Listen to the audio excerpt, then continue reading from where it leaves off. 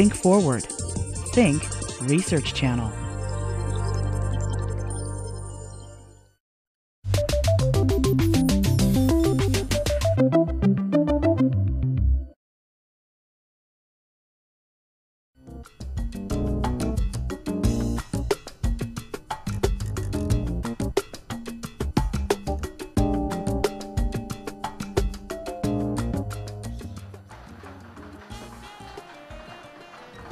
Great Conversations features prominent members of our world-class faculty engaged in compelling conversations with influential thinkers from around the globe. In today's fast-paced world, finding a reliable source of information for understanding complicated issues is a challenge. But audiences come to Great Conversations knowing that they'll hear thought-provoking analysis directly from the people at the center of the most complex and compelling issues of our time. Since its inception in 2002, we've met legendary individuals who have challenged conventional thinking, conducted groundbreaking medical research, resisted repressive regimes, and worked to preserve the world's fragile ecosystems. From artists and environmentalists to inventors and scientists, these fascinating discussions have demonstrated time and time again that the courageous actions of one committed individual can change the course of history. But Great Conversations is more than a celebration of the actions of a few fearless individuals. It's also a source of inspiration for our audiences. Armed with firsthand insights and informed analysis, they routinely come away energized, moved, and committed to make their own mark on the world. So won't you please join us for a great conversation? We'll save you a front row seat.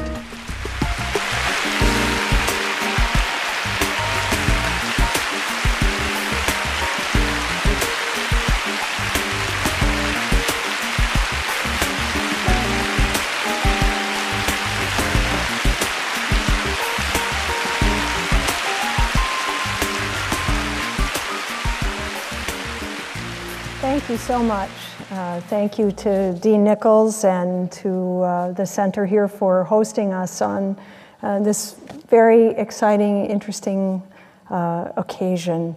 And Kerry, I just want to first of all welcome you back to the Twin Cities. We've been really blessed to have you come here several times over the past year or year and a half, and it's really been great to connect you into our human rights community and to have you spread your message of hope and really the power of human rights to our community. So I just want to thank you for coming back. Our lives have crisscrossed really briefly in moments in the past 2.5 decades, but we've kind of traveled on parallel paths, and so it was interesting to me to catch up again on what you've been doing in these past 15 years with the RFK Center in so many interesting ways.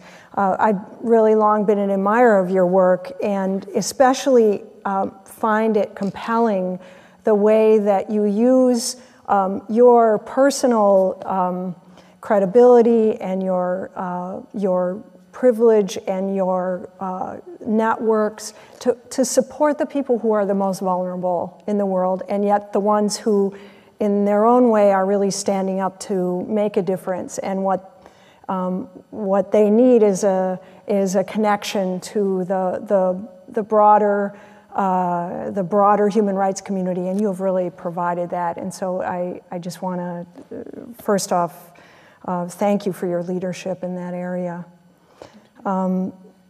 Taking into consideration that I'm not a Kennedy by any means, we actually have a lot in common, and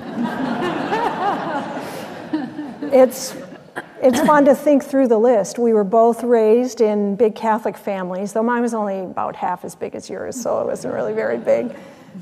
We both have law degrees, but we don't really practice traditional law.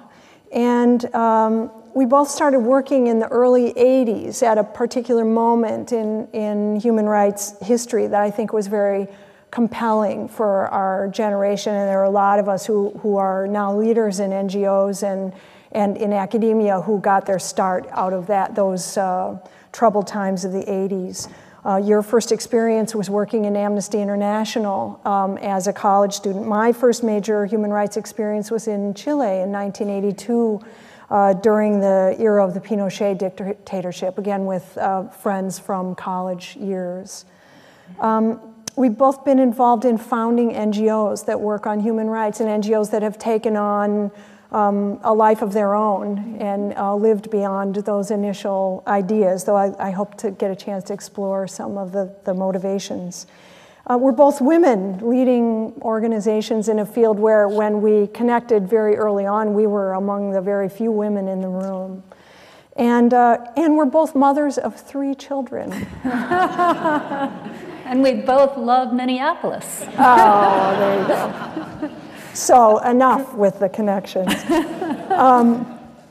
I'd like to talk about some of the personal things that have brought you to this field of work. And I know it would be really interesting for all of us to know how your personal values and commitment were shaped by your mother and your father, who have been such important figures in our national history, and obviously such important figures in your personal history. So if we could just start there and talk a little bit about what that meant to you. Sure. Well, let me just also say how happy I am to be back in Minneapolis and the Twin Cities. This is a part of our country which has 4 or 5 of the most important cutting-edge human rights organizations that we have in the United States of America, and it's a place of real leadership in human rights. And so I feel very much at home here, and I'm just so happy to be here. And Dennis Matheson, of course, is from Minneapolis, on the board of the RFK Memorial, and Doug Johnson, who we were with earlier tonight, the head of the Center for Victims of Torture, is really a national treasure in the human rights field, not just domestically, but internationally. So, and of course, Barb is one of my great heroes as well. So, and in fact, I think the first time that I remember coming across you is that your organization sent a group of us to observe the plebiscite in Chile when the vote was whether or not to keep Pinochet in power. And at that time, if they had a vote, and the vote was, if you voted yes, that meant you wanted the dictator to stay in power, and if you voted no, that meant you wanted democracy.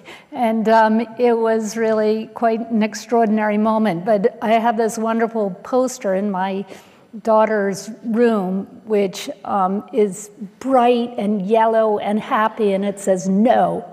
And, and I thought, you know, that's a great message for girls to have, that no is our friend. So I want to thank you for that. It was also the first time I got tear gas, so I really think of that. And but back to my parents. You know, when I was, my youngest memories are of when my father was the Attorney General of the United States during the height of the Civil Rights Movement. And he was a person who really integrated family and work. He didn't try and separate them at all. So we spent a lot of time in the Justice Department, and I have 10 brothers and sisters, so we would all go down there.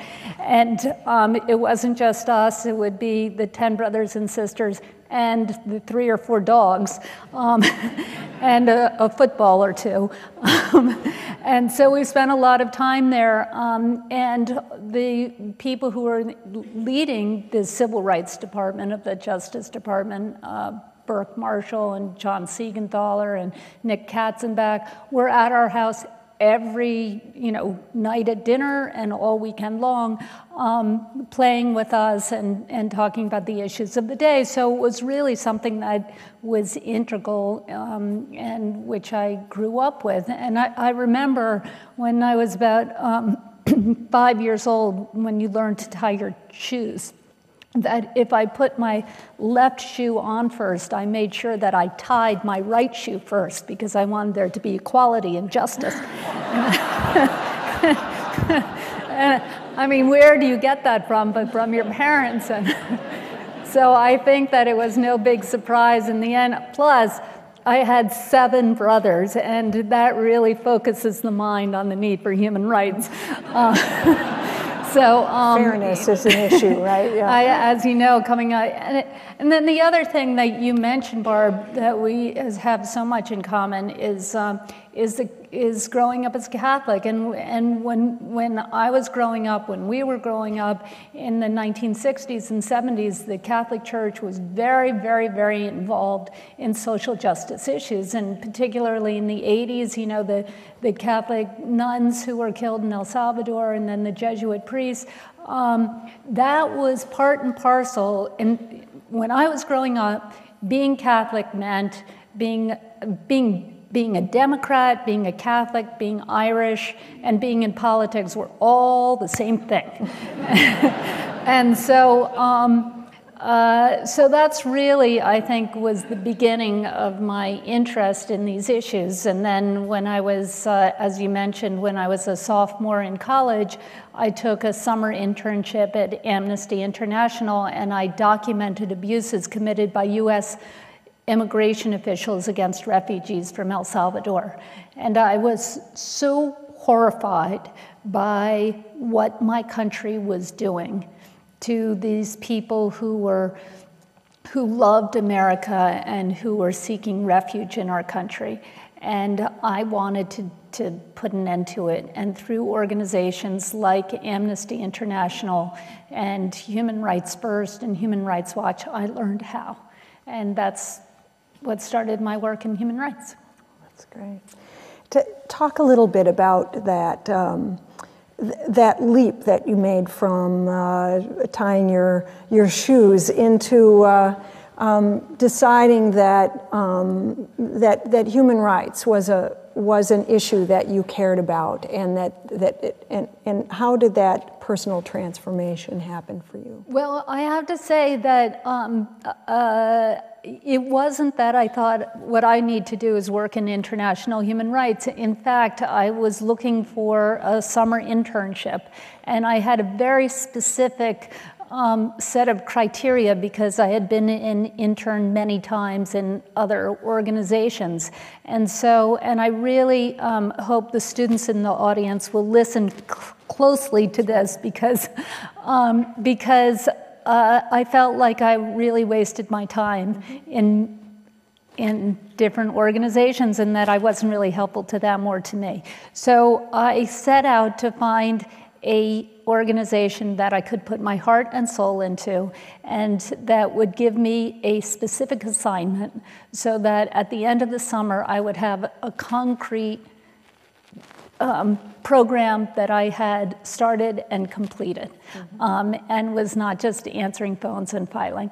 And Amnesty gave me that opportunity and the other ones didn't, and that's how I ended up at Amnesty. But I think that what really spoke to me in that experience is that I discovered, or I appreciated, that I was living in a country born of revolution where institutions are capable of change because of citizen activism. And I was working with people, not personally, but those in my office, were working with anti-apartheid leaders in South Africa, solidarity workers in Poland, refuseniks in Russia, all who were doing exactly the same type of work I was, trying to change their government policies. But I was going home and playing with my friends, and they were being arrested and tortured. And so it made me love our country more, appreciate our country more, and in a sense really become a citizen for the first time, in that I wanted so much to have our government live up to everything I believe America stands for. I remember that the era of getting involved in international issues and the sense of living in a place where things worked, and yet there was this interesting divide between what we considered domestic civil rights issues and international human rights issues. So in the early 80s, as when I did my work in Chile, the observation that I came away with was that it was interesting because Chile had been a democracy before Pinochet had and the junta had taken power. And I realized then how fragile democracy could be. So I at least came away with a sense that we need to protect our democracy. But for many years after the foundation of the Universal Declaration of Human Rights and the UN and many of the mechanisms to protect human rights, there was still a bit of an artificial divide between issues that we considered domestic issues at home. We didn't apply the term human rights to them, whereas we looked at other countries and we accused them of having human rights violations. So a lot has changed in that regard, and a lot of your work now focuses on U.S. cases and tries to bring together those two worlds. Yes, absolutely. I think, the question that I was asked so often in those days, and I imagine you were, is, are there human rights abuses in the United States? And of course, today, when we look, there's in addition to the civil rights issues that have emerged under the Bush-Cheney administration in the wake of September 11th, there's a plethora of human rights abuses that we need to grapple with as a country. The abuse of juveniles in prison systems, the abuse of women in the military and in prisons. The Amnesty International did an extraordinary report that came out just a few months ago called Maze of Injustice, where they looked at rape of Native American and Native Alaskan women. 1 out of every 3 Native American, Native Alaskan women is raped. 1 out of every 3, but on several of the reservations they went to, the Amnesty researchers said that that people would say, there might be a woman who hasn't been raped, but we've just never met one. And 86% of these rapes by our off-reservation white men. And they're almost never prosecuted. They're never prosecuted because of the system of justice that was implemented, in the late 1880s by the federal government of the United States. And then, of course, there are no rape kits and there are no police. Then one of the women who was working on this report and running the Rape Crisis Center on one of the reservations said, we have 2.3 million acre reservation, we have 5 police officers, at any time 2 are on duty. And she described this rape case that happened just a few days earlier, in which she called the cops and they came 8 hours later, after all the evidence has been showered away. And she said in this incredibly compelling way, my great-grandmother was raped, my grandmother was raped, my mother was raped, I was raped, my daughter was raped, and a few weeks ago, my daughter gave birth to my first granddaughter, and this has got to stop. It's not that those things have not been going on for generations, it's just that we didn't have the language to apply to them to call them human rights violations. And this has been a really dramatic shift in the past. It's an obvious shift, but it's a dramatic one still, because there were organizations like the American Civil Liberties Union that worked on domestic civil cases, and then there were organizations like Amnesty International and the Lawyers Committee for Human Rights. And when Minnesota Advocates first started, we focused on international issues. And even before the anti-terrorism campaign that has led to a lot of really evident human rights abuses of the of core human dignity, like torture and rendition and abuse interrogation.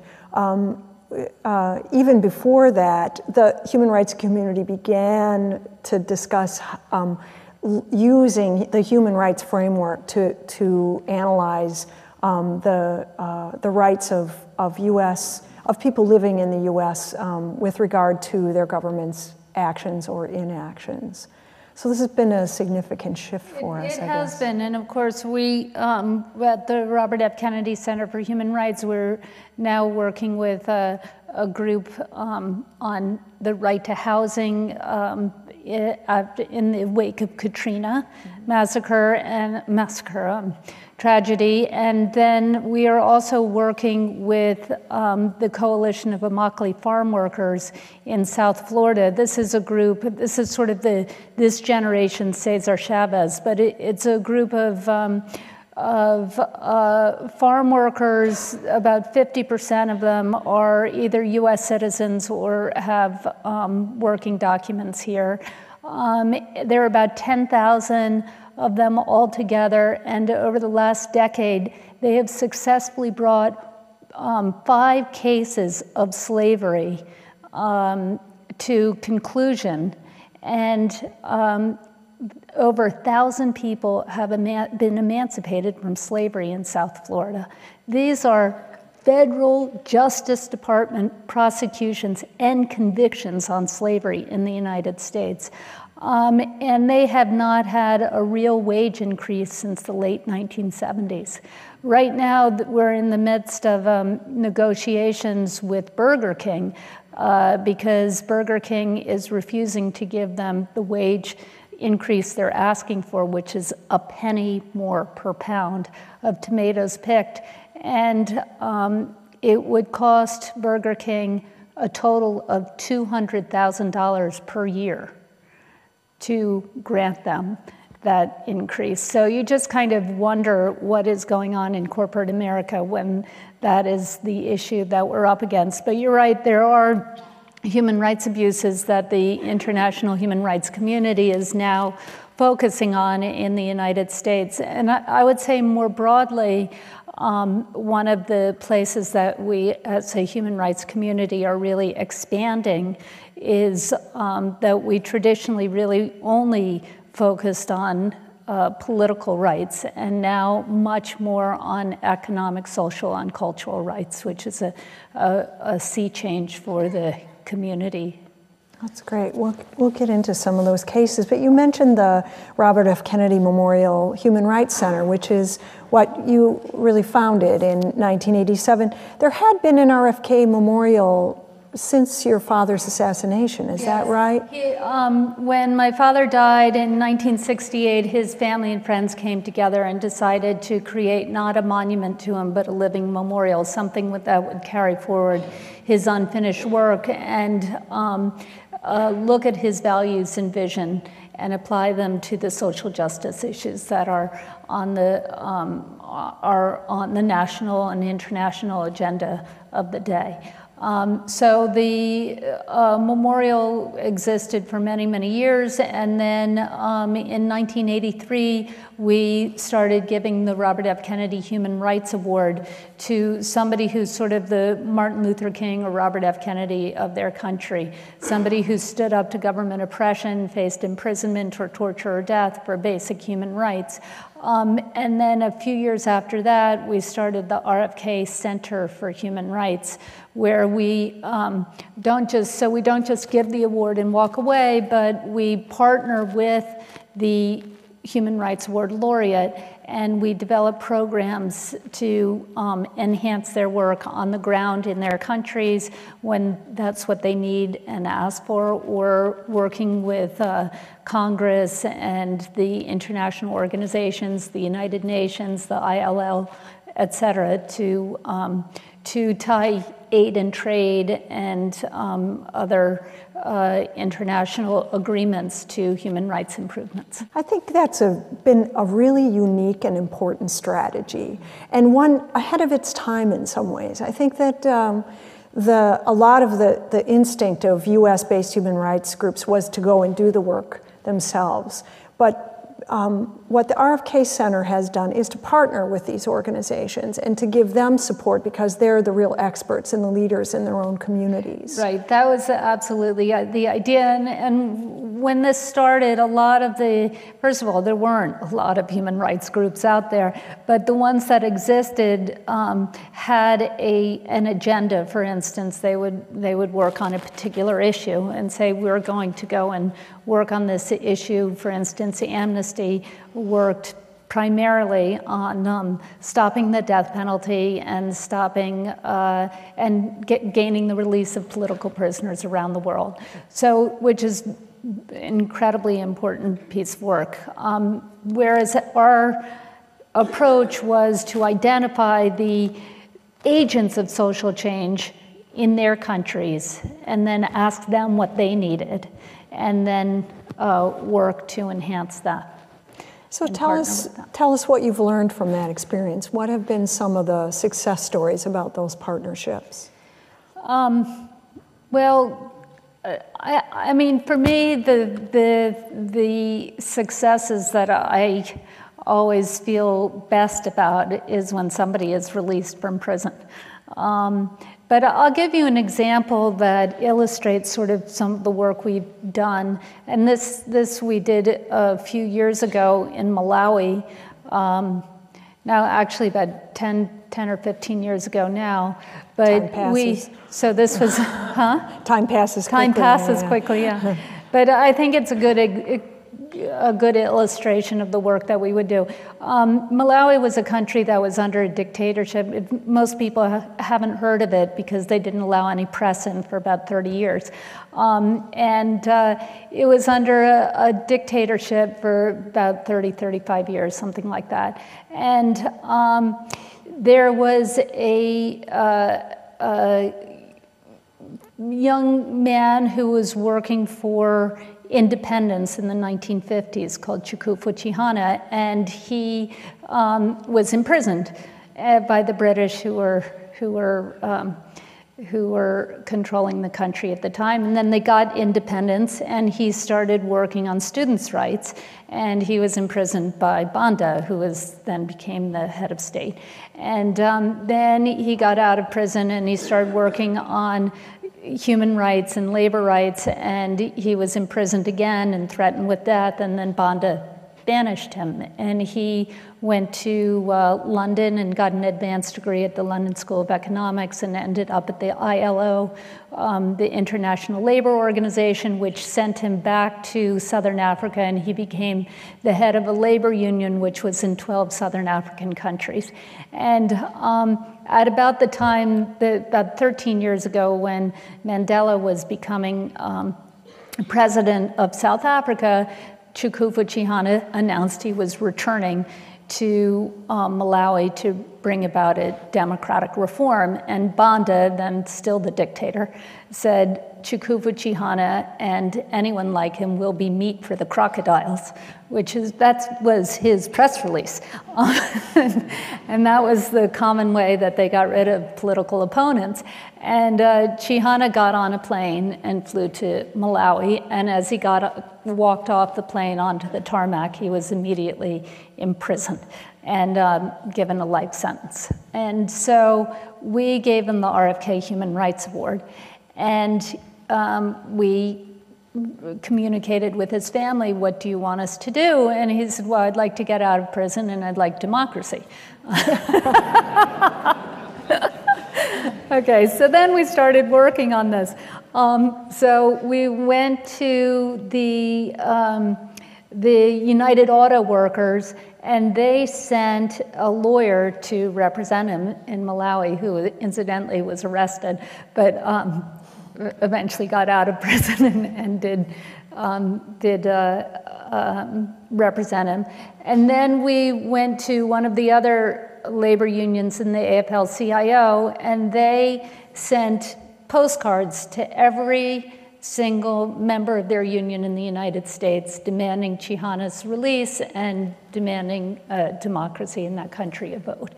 And then we went to Gore was vice president at that time, and he brought in the Malawian ambassador to Washington and sort of, quote unquote, read him the Riot Act and said, this change needs to be made. And we went to the US trade representative, who was very interesting, because what we discovered is that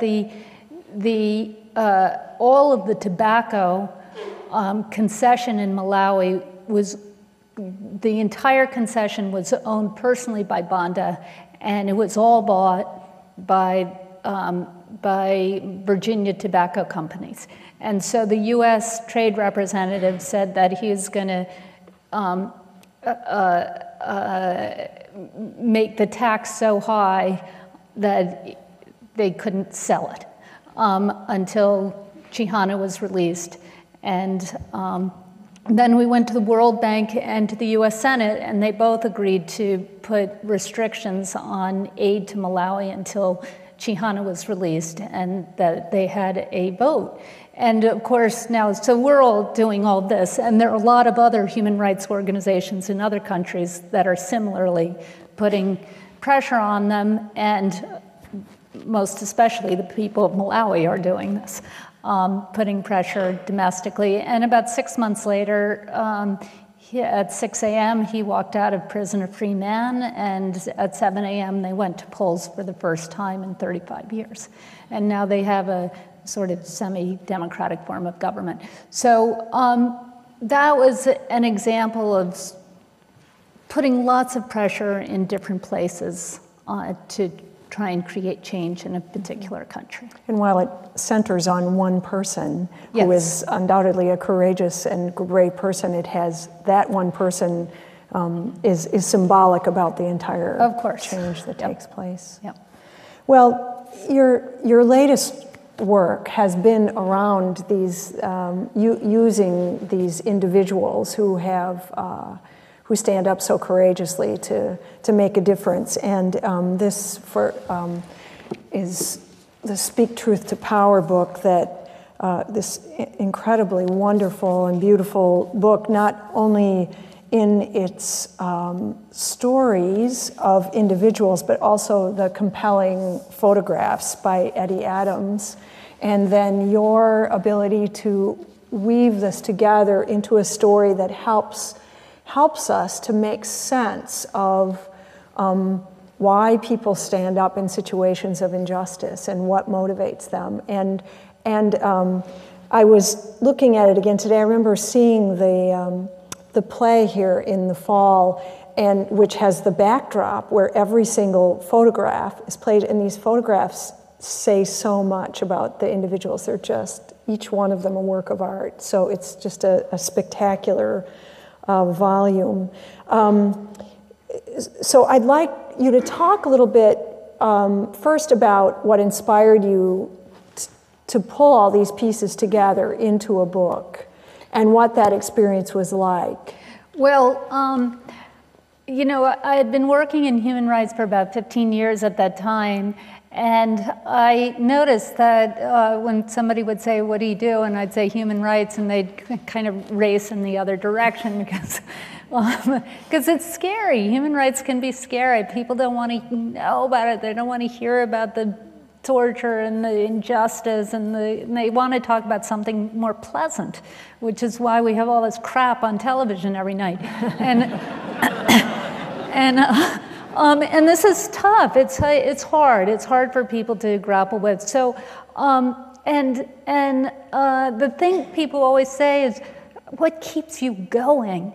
And which was such a funny thing for me to hear, because, and I'm sure this is true for you too, because in fact, I'm not grappling with the dictators. That's who I'm not. I'm not working with them. I'm working with the heroes. You know, imagine having a lifetime of working with people who are like Martin Luther King, how you just get up in the morning and feel so inspired. And so I wanted to put together a book that would show people that there are human beings out there with long a long history of success, who are working on human rights issues, who have a constituency behind them, and who have created positive, concrete change. And that's what this book is. And some of the people are well known, and others are not well known. But they're people like Elie Wiesel, who survived the Holocaust as a child, and he said, "My dream for the future is that your children won't have my past." And Archbishop Tutu from South Africa, who of course worked so hard on the anti-apartheid struggle there, and he said, "We don't have a God who says, gotcha. We have a God who lifts us up and dusts us off and tells us to try it again." And that to me is the sort of the bookends of human rights. On the one hand, trying to stop the torture and abuse, and on the other hand, having this extraordinary belief in the capacity of the human spirit to triumph even under the worst of circumstances.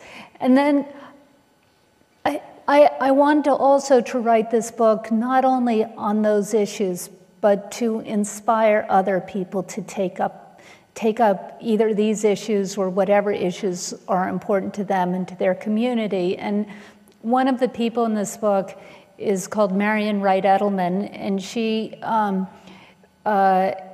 runs the Children's Defense Fund in the United States today, but she was the first African American and the first woman to pass the bar in Mississippi.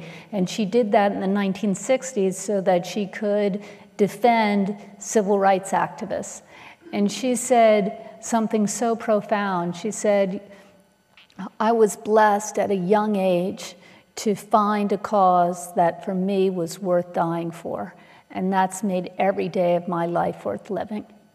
And when I think of my kids, I want them to find something that they are so passionate about that it is worth dying for, because that is what makes life worth living. And I know that you have found something that makes your life worthwhile every single day, and every single one of these people has found that core, that gift of what they're doing on this earth. They know that. And I hope that through these stories, others can find why they're here on this earth. Sometimes what's so interesting about these people is that they don't choose to be in this situation. I think of, for instance, the grandmothers of the Plaza de Mayo, or any of the families of the disappeared who ended up in a situation because their child or grandchild was taken away from them. And my experience with them is that that in the face of the most personal kind of repression, where they would rather themselves be in prison than their child or their grandchild, that they have found a strength. These are the grandmothers in particular. I was just reviewing some pictures. The grandmothers got the Human Rights Award for Minnesota Advocates back in 1987, and we were looking at some of the old pictures, and it was just such a fondness I had. But one of the great lessons is that they became leaders in the face of the repression, and they were fearless, because really they had lost everything, or they had lost something that was so significant to them that they were not afraid. And I think you find that, I know a lot of your stories, you've pulled out some of the commonalities of these individual stories. And so, for instance, you talk about their religious convictions, or their sense of humor, or their righteous anger, right? So I'd love it if you would give a couple examples. Well, of how I think that it's interesting that you talk about the mothers of the Plaza de Mayo. I was actually in Argentina a few years ago. Now, this is 35 years later, and those mothers are still marching every Thursday afternoon because they still haven't gotten the answers to what happened to their kids. So I think one thing that a lot of the human rights defenders have in common is that they view this as a lifelong commitment and this just extraordinary determination. I think that there's actually sort of three ways that people get involved in human rights. The most typically, they're in a group that is being repressed by their government, and they rise to some sort of leadership position in resistance, in trying to resist that. The second kind of, and that's the most common, the second group is people who fly into a situation which they have nothing to do with and start working on it. That would be somebody like you going to work on Chile, for instance. And then the third, which is the most uncommon, is somebody from the repressive class taking up the cause of the repressed. That would be a white person in South Africa becoming an anti-apartheid activist. Very, very difficult in the way because you're ostracized by your community, and you risk losing your friends, your family, and not being embraced by the people whose issue you're taking up. So those are all certain kinds of bravery and courage that people display in the human rights arena. But you were talking about this kind of bravery and righteous anger, and certainly one of my favorite stories from this book is about a nun in Mexico. Digna Ochoa is her name, and she grew up in a small community, and her father was a union laborer, and every time there was a strike at the factory, there was only one factory in the town, the police would the factory would call the police, and he would come and arrest her father, and no questions asked, just pick him up and pick up his friends and then throw them all in jail and torture them, and then he'd be gone from her life for months and months at a time. And she said there was no lawyer who they could hire, and they couldn't afford one anyway if there was one, so she wanted to become a human rights lawyer. And I said to her, well, how does a typical case work? And she said, well, I'll give you an example. Somebody came to my house a few weeks ago, and this woman said that her husband had been disappeared, and so and she had a rumor that their husband was in a military hospital not far away. So Digna said, I went to the military hospital, and they wouldn't let me in. So I said, what did you do? She said, well, I stood outside the door until I saw a shift change, and I walked past the guards.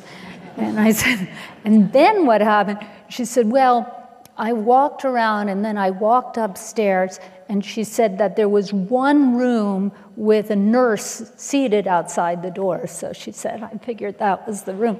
So she walked over, and the nurse said, you can't go in there. I can't even go in there. The desaparecido is in there. The disappeared guy is in there. So then Digna said, I knew where my client was, which was good. She said, but she was scared because she knew on the other side of the door would not only be her client, but some of the people who had beaten him so badly that he had to be hospitalized, and she herself had this done to her, so she wasn't anxious to repeat it. And she said that she opened the door, and with all the authority she could muster, she said, you get out of here right now. This is my client, and I'm his lawyer, and I get 5 minutes alone with them.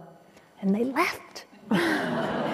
And so she explained who she was, and the fellow signed her up as his lawyer, and now she could go get a habeas corpus decree from a judge, which you could get in Mexico. You can't get it in the United States anymore, thanks to Bush and Cheney, but you could get it in Mexico at that time. So she thought, this is great, and she started to walk out of the out the hall, and around the corner came the two guards, and they were very aggressive, and they had obviously been reprimanded for leaving their post, and they started toward her in this very sort of aggressive way, and she was afraid they were going to grab her. So I said, "What did you do?"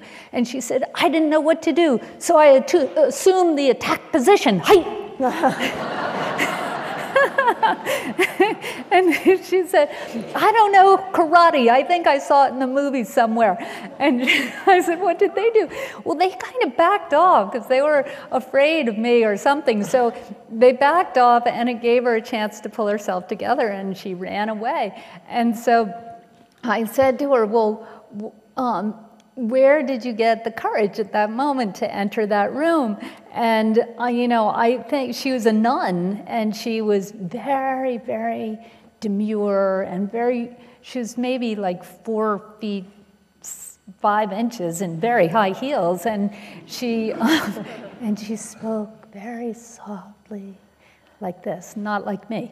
And so I was expecting her to say something about love or Jesus or redemption, and what she said was, "I'm just so angry. I'm just so angry when I think about what these people have done to me and to my family and to my country. And I gather up all that outrage and anger, and it gives me an incredible sense of calm with which I can confront anyone." And I think, I think really the message of Digna's life is that we need to be angry at injustice, and we need to gather up our outrage and use it to create change. And that's a good lesson.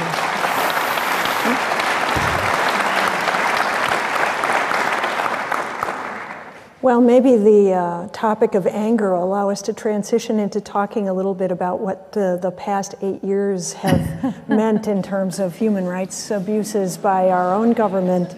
And, as we mentioned earlier, we've seen this whole human rights situation come full circle, where the issues that we were so motivated about in the 1980s, especially torture and the families of the disappeared that I saw in Chile, have now, unfortunately, become a part of our own history book here in the United States.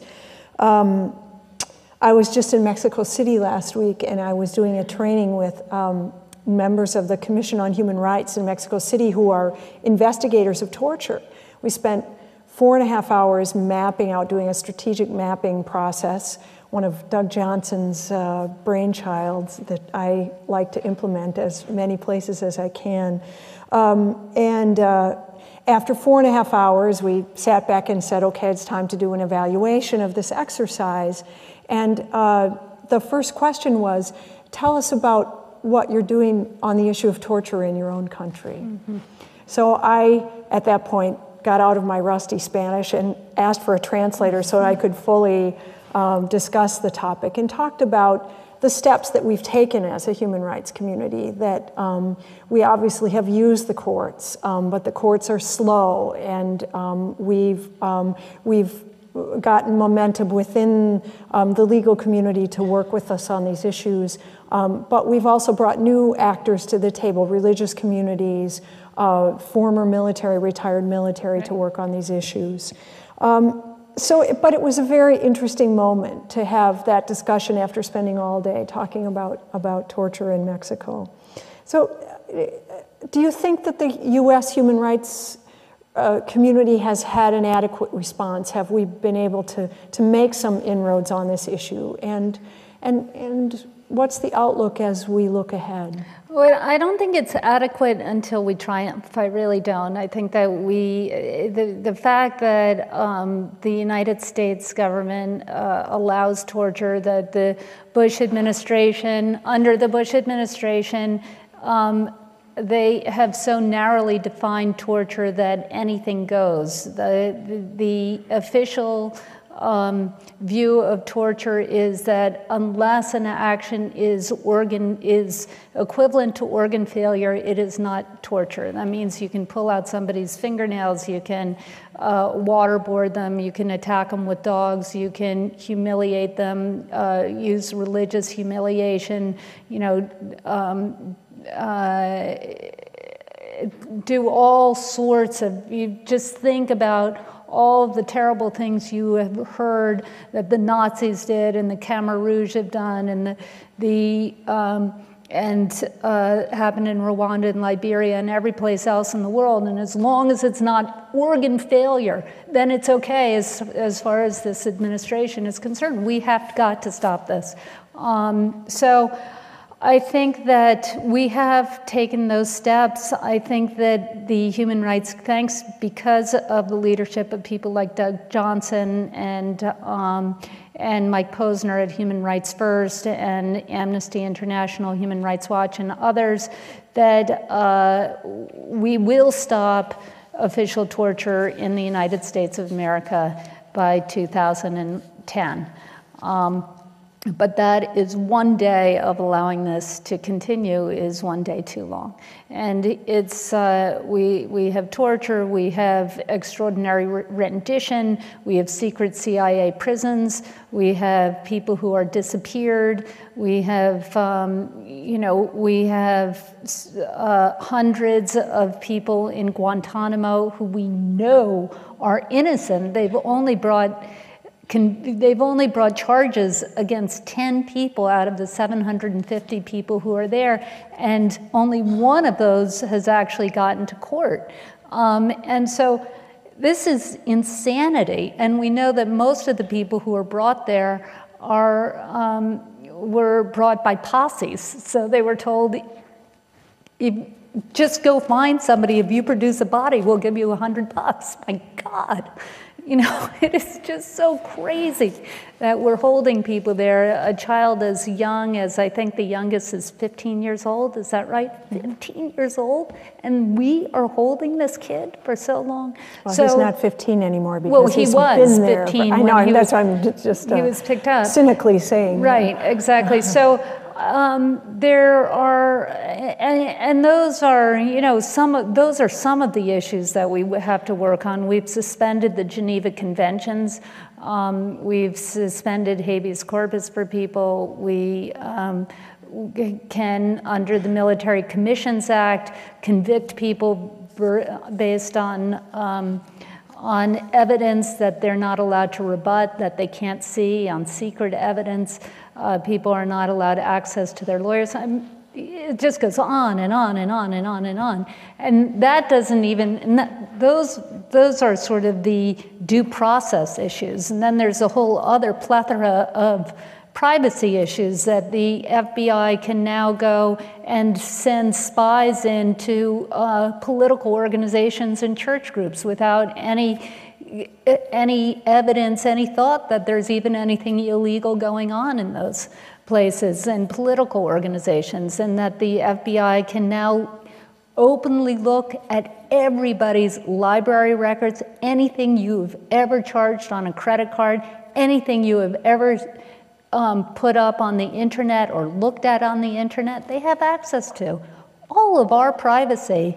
And in the hands of this administration, which has shown that they are absolutely willing to use this evidence against their enemies, which they have done with Valerie Plame and which they did with Sam Provence, who was a sergeant in the Army who exposed the torture in Abu Ghraib, and he was demoted and he was ostracized. So I think that it is a very, very scary moment, and we cannot stop. We cannot stop in the human rights community. And I have to say, it's not just up to us, it's up to every single American to put an end to this.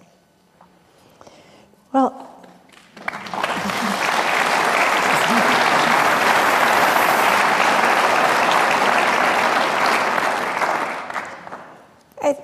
as you know, the 40th anniversary of your father's assassination is coming up, June 5th. I noticed that in looking at it. So I'm thinking that maybe we could use that as a moment to just reflect on, as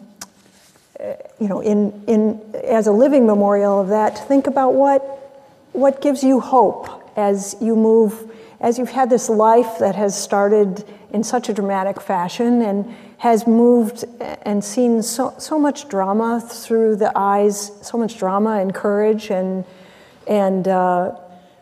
danger through the eyes of others. But what are the things that give you hope as you move ahead from day to day in that life?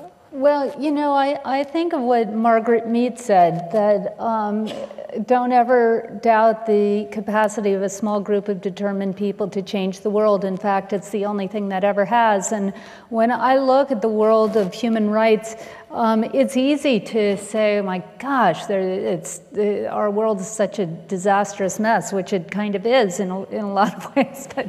But I think we've made incredible progress over the last 27 years since I started working at Amnesty. At the time, military dictatorship ruled throughout Latin America. Today, there's not one left standing. At the time, all of Eastern Europe was under communist dictatorships. Today, there's not a communist government in Eastern Europe. At the time,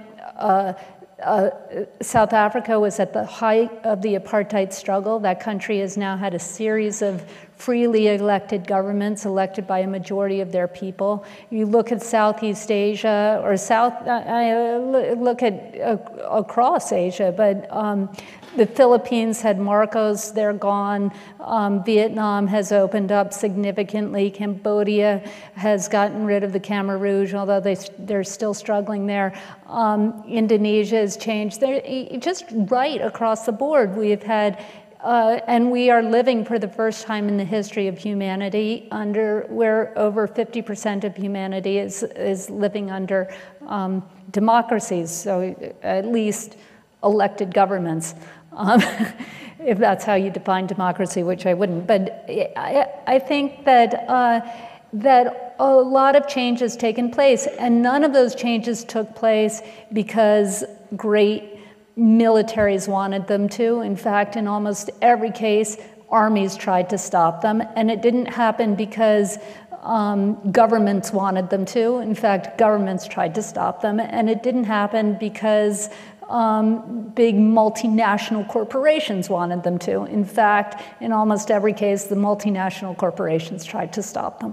But because individuals harnessed the dream of freedom and made it come true. And small groups of people created change. And I see that happening across the world more and more and more. When we started working in human rights, our goal was, we said, if we could just get a human rights organization in every country, an ACLU in every country, then we could stop. And today there are thousands and thousands of NGOs.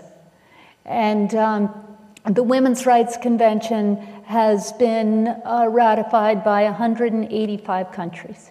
We have a ways to go. It hasn't been ratified by the United States of America. But I feel hope when I see how far we've come, and I look at my kids and the kids of my friends and see their determination to stop global warming and to take care of this planet and to stop abuses by our country, and I think we're going to be fine. It's going to be fine. Well, Kerry, thank you so much for coming with us and sharing your stories today. Thank you, Barbara.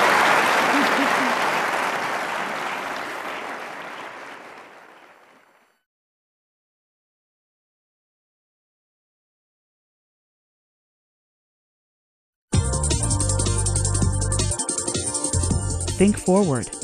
Think Research Channel.